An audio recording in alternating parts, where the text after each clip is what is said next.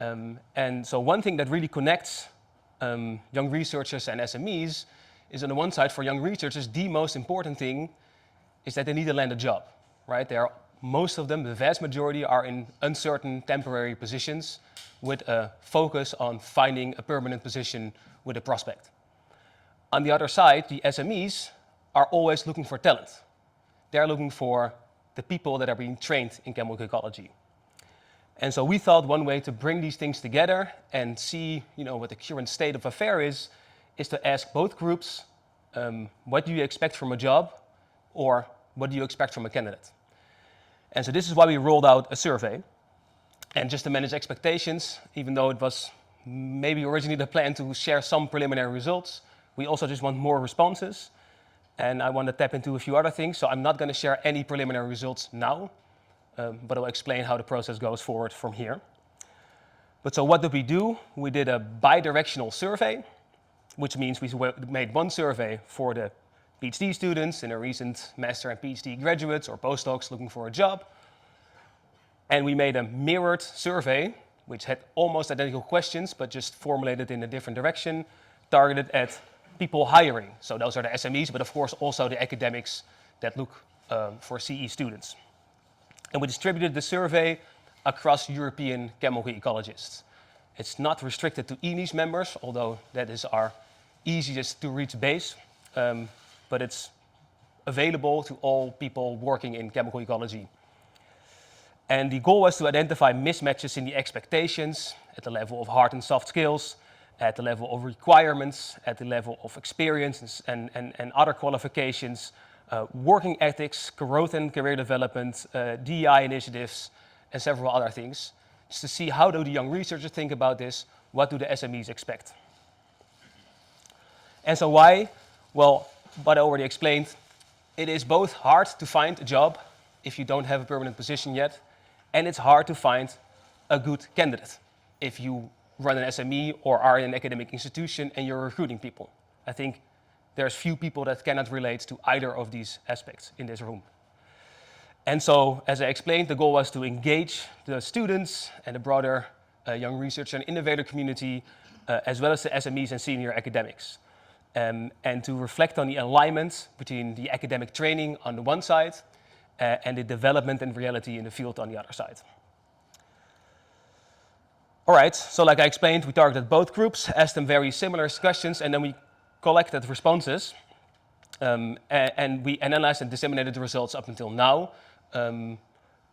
But since we are still in need of some more responses and also some better coverage of the CE community, this is why I decided to not share any preliminary results, because I really hope that you will also still fill out the survey. So far we got on the future candidate side, we got 30 responses from 16 countries with a reasonable good coverage of the different levels. On the future employer side, so these are both SMEs and academia, we got 18 responses from 8 countries, but 8 of those 18 responses come from France. So good job, France, but that also means pick it up rest of Europe. To that end, sorry? We are very active. You are very active, yeah. And I heard that Francois' group collectively filled out France as a country, so.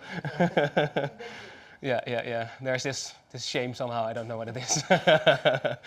Right, and so I've been nailing some of these flyers to, parts of this conference venue, this great university. So you can scan these codes with your phone, and you can fill out the survey. It will take you, 5 is perhaps rather optimistic, but you should be able to finish that in 10 minutes. You don't need to overthink these answers either, I think.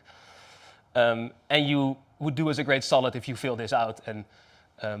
And because with your answers, we can really work. With your answers, we can really do something. And if there's few answers, we can not really do something, because then the information is not reliable and representative. So help us out.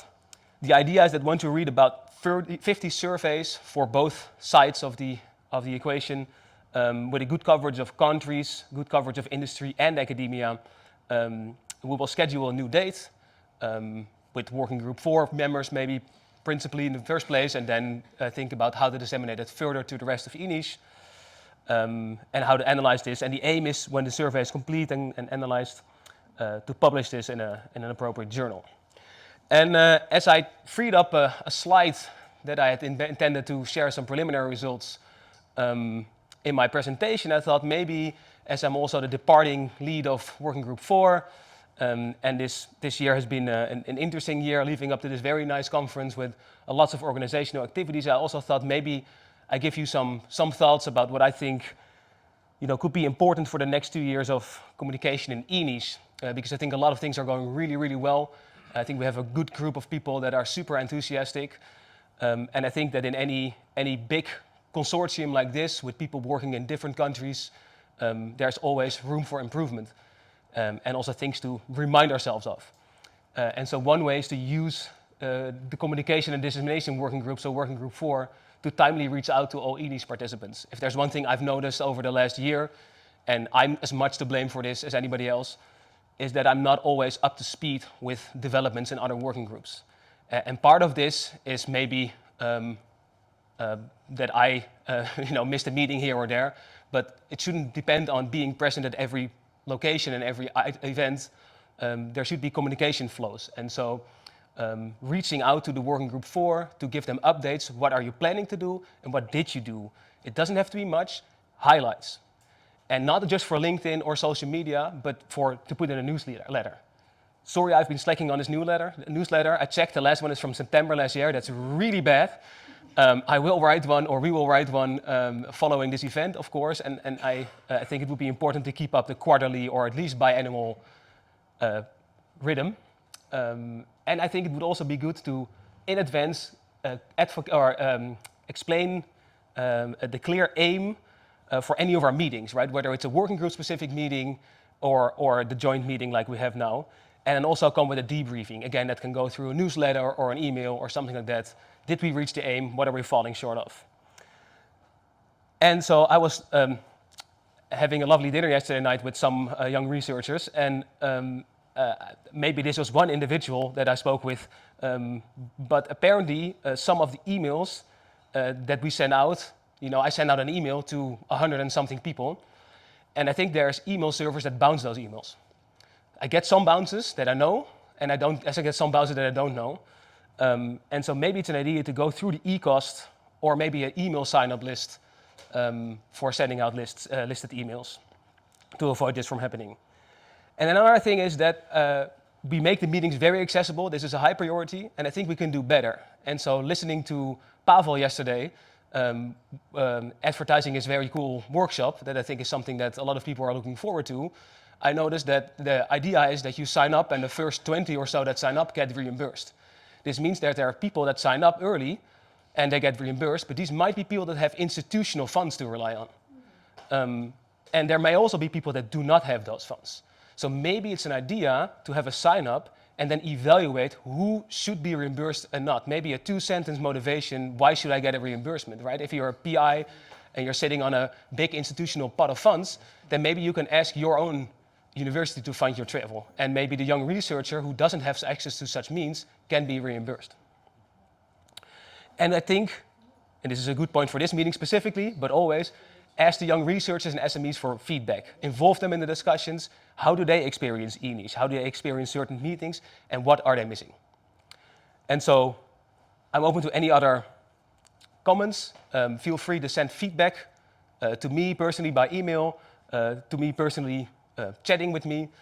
I think this is also, I don't want to put you on the spot, but I think you are also very interested always, Anjen, to hear what people think and others as well. And so approach us if you feel like something is missing in the way e-niche is run and if you think there's improvements.